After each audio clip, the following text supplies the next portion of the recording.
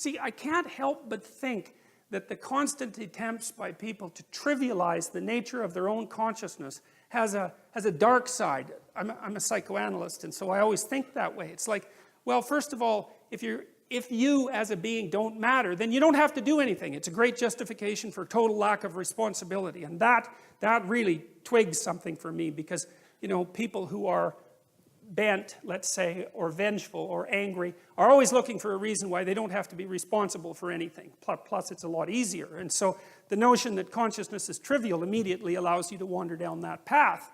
And so I'm skeptical of those claims. And I also think that there's a deep hatred of humanity that underlies those claims as well. And I read my YouTube comments sometimes, you know, and I've always been annoyed that, you know, because I've heard, like, sort of radical, clueless environmentalists say things like the planet would be better off without people on it, which is something that, like, you just cannot say that.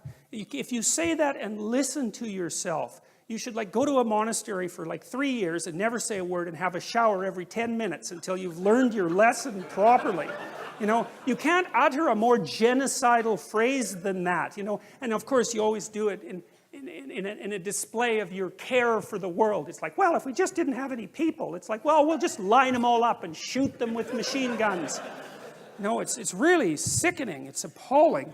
And there's a hatred for humanity that's at the bottom of it. And I mean, you can kind of understand why, because we're messy and, you know, we don't clean up after ourselves, and, you know, we're like raping the rainforests and that sort of thing. But I do have some sympathy for people because, you know, we're hell on Mother Nature, but she certainly returns the favor. So